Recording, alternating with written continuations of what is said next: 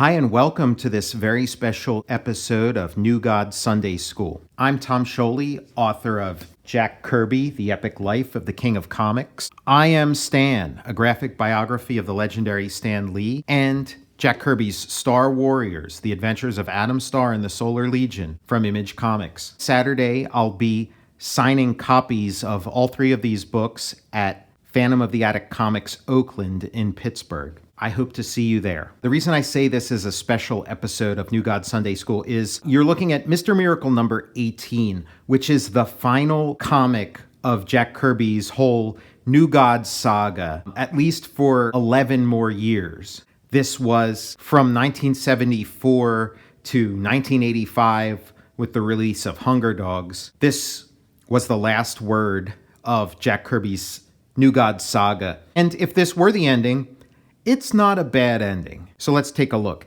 A day for the evil gods. Read wild, wild wedding guests. Oh no, not him. And so we see from this profile, looks like Darkseid to me. This cover image has been retouched to some degree. I've seen another version where Darkseid's profile looks a lot different, but pretty nice, and was probably kind of exciting for fans of the series, seeing all these characters that had been sort of written out of the book and some who were never in the book to begin with, but were part of the larger New Gods mythology. It was probably pretty nice to see this return. We start the way most Mr. Miracle stories start, with practice for some kind of stunt, written, drawn, and edited by Jack Kirby, lettered and inked by Mike Royer. His whole team, Barda, Oberon, and Shiloh Norman, in his superhero, super escape artist costume, helping Mr. Miracle with his escape stunt. Some really nice staging, really nice animation style progressions as hands reach in, grab Oberon, yank him out of sight, and then the same happens with Shiloh Norman. We have guns raised and fired into this pit that is filled with high explosives. We see Granny's pointy helmeted soldiers being led by Vermin Wunderbar. So, we haven't seen any characters from sort of, Apokolips since issue 12. And this was a bi-monthly comic. So issue 12, this is issue 18. That was a year ago.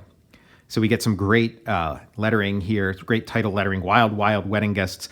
I always thought this was a really beautiful drawing of sort of, what it looks like from the inside of a pit looking up as sort of the bad guys climb down. Nice little moment. The art in this issue is not quite up to the standards of the best issues of this series, but it feels like there is a definite jolt here that Kirby is kind of excited. Even though this is the final issue, I think he is kind of excited to, at least for the moment, have the handcuffs off and do this issue the way he wants to, with this whole mythology that was so important to him that he was told to jettison. Too little, too late. Mr. Miracle gets a full-fledged romantic subplot. Even as his enemies work thoroughly to ensure his death, Mr. Miracle and Big Barda are alive and well in a tunnel below the ground.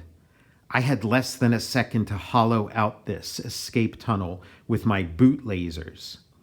You almost didn't make it because of me. Nonsense, Barda. Saving you didn't slow me up one bit. Are you all right? I'll live. Sweet fool, that was a close call. Why didn't you leave me? The answer is simple. Now, I love you, Barda. I can't live without you. Strange, I feel the same way about you. We've both been fools, Barda. We've wasted precious time. Yes, we've spent our time on all the things that don't count. And it feels like maybe there's some metatextual thing going on there that, we just spent, 5 issues with a whole lot of nonsense, when we could have been, creating 6 more amazing, cutting edge comics, continuing this, grand story that Kirby had been telling. Then let's do something that does count. Let's get married right away. There's still a little matter of our enemy. Jack Kirby's characters don't mess around. There's no let's date for a little while. Let's get to know each other.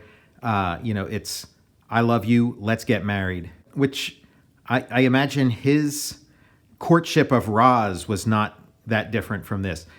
A ground probe. He's still searching for us. He's found us.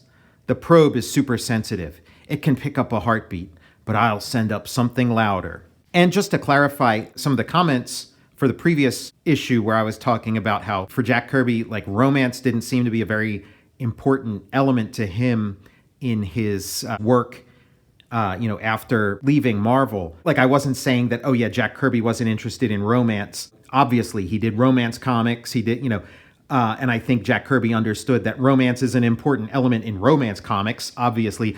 But I don't believe that Jack Kirby viewed romance as an important element of superhero comics the way that I believe Stan Lee did.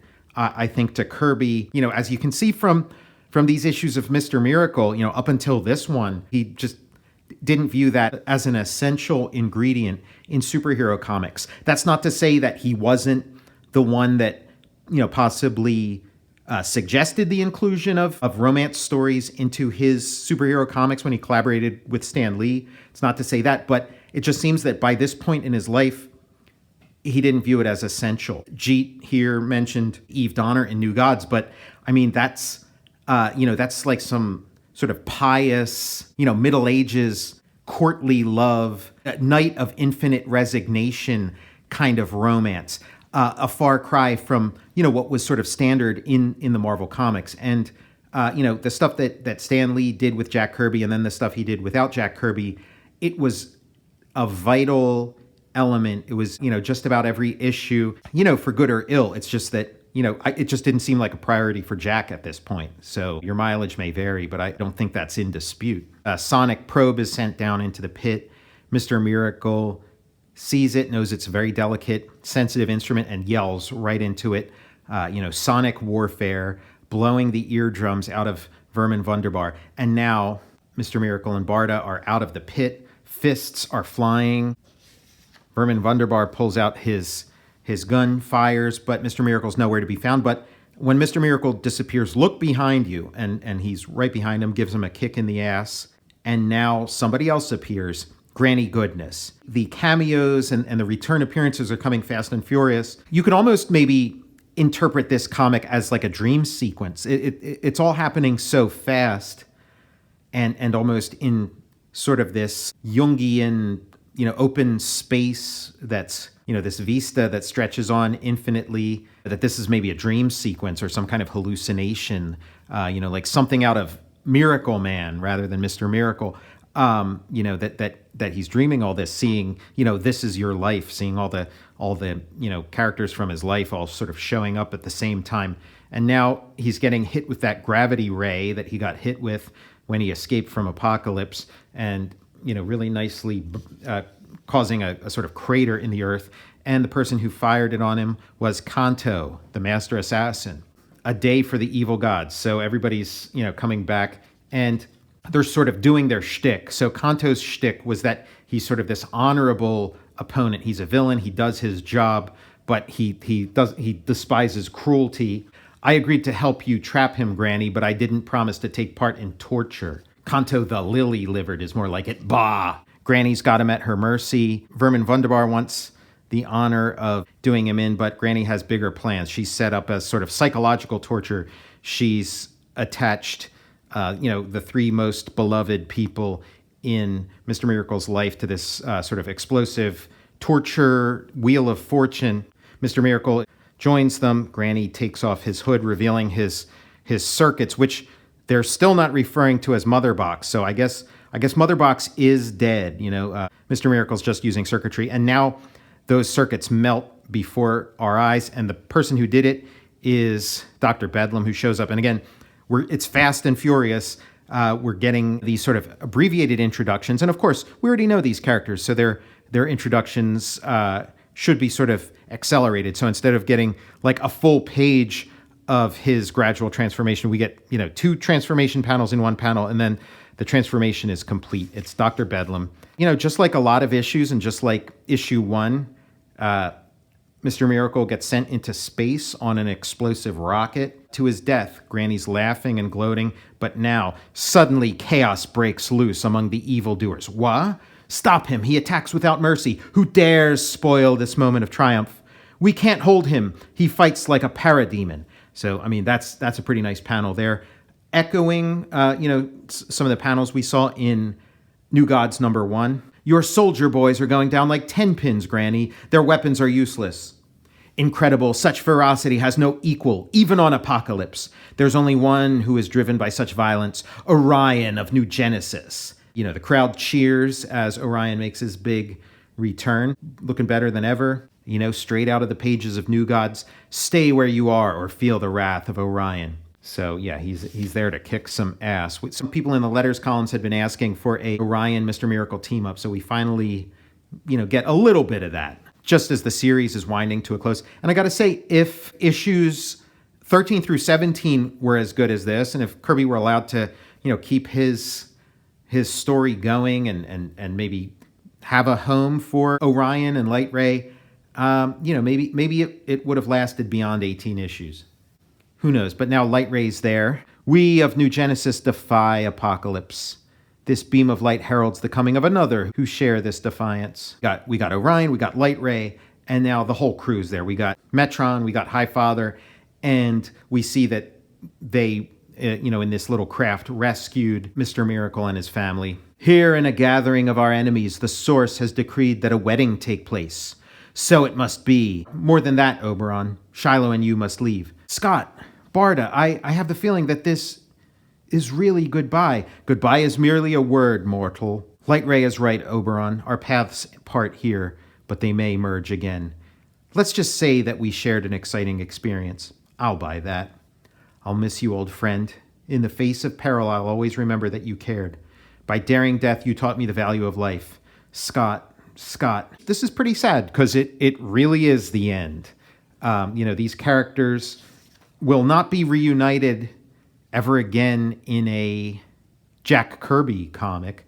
Oberon and Mr. Miracle will make their return in DC in the 80s, under different hands, but never again from Kirby. This really is goodbye, and that's pretty sad. So now the mortals are being banished. Go now, mortals. At this wedding there may come one guest that none may care to meet or tarry with. We're cutting out. Darkseid will be here in a manner which befits him. But this wedding shall go on as the source has written it. Fool, lame brain, we shall all suffer. Darkseid will punish us for failing, and you for succeeding. Maggots, you cringe at your master's name. Darkseid rules us. We are not your match, as you are total destruction. Darkseid is total power. He can strike us down or toy with us at will. We cannot change his moods. The source has decreed that you attend this wedding. Perhaps in defiance of Darkseid, you will achieve a greater strength. That's interesting from Highfather. Even the bad guys need to bear witness to this wedding of the gods. And really a union between New Genesis and Apokolips. Scott Free, the heir apparent to the throne of New Genesis, the son of Highfather, and then Big Barda, Apokolips born and bred. This cannot be stopped. The source has sanctioned this marriage in words of fire. The pairing of Barda and Scott Free was meant to be. They chose it of their own free will, but Highfather saw it written on the source wall as well. When I touch you both with the wonder staff, the source shall make you as one. I am eternal with Scott Free. I am eternal with Barda. And, it makes sense when Kirby goes back to Marvel and is given a chance to make a New Gods style comic there. He calls it the Eternals. When Scott and Barda feel the staff's touch, their union is made. Thus it is done. Look! On the distant horizon, the skies darken and a great turbulence arises. Lightning flashes and thunder rolls ominously. A killer funnel. This is Darkseid's doing. It's coming towards us. So this is straight out of the book of Job, this vortex. Also, I feel like this is referenced in the Star Wars comic Dark Empire by Tom Veitch and Cam Kennedy. The Emperor creates these sort of, force vortexes, these sort of force tornadoes much the same as Darkseid, and I imagine it's referencing this. As the funnel approaches, the winds scream and the flashing bolts strike among all assembled. Flee, flee, before the funnel decimates us. Darkseid's anger is cosmic fury. It's also the Wizard of Oz. His anger is wasted. We have carried out the will of the source. I care not for the power of that funnel. My Mobius chair shall compute us an instant phase out to new Genesis. Farewell, Darkseid. We shall meet on the day called Last Battle. Kirby gets to, pay that off. Eventually, Metron touches his controls and takes all with him as the funnel roars in. Thus we leave with scot-free and Barda. On Earth, Mr. Miracle is gone. Jack Kirby has taken his New Gods toys and taken them with him. All except one, his sort of, his greatest gift to the DC universe, Darkseid himself. It came to pass that two mortals taking shelter from a sudden storm found themselves in the presence of an awesome being. It's safe to come out now, Shiloh. We were lucky. I'm alive and looking ahead, Oberon. How about you? Just, ordinary mortals bearing witness to the fury of the gods. The face they saw was granite hard, and the eyes in it were fixed on the limitless. Wow, look at that dude. Have you been out in the storm all this time, mister? I am the storm. In this face was the challenge to gods and men. He was the ultimate test for anything that lived. Let's go, Shiloh. No use in pressing our luck. That dude's got eyes that could stop a clock. But not a wedding. I did spoil it, though. It had deep sentiment, yet little joy. But life at best is bittersweet. That's, one of my favorite lines that Kirby ever wrote. Life at best is bittersweet.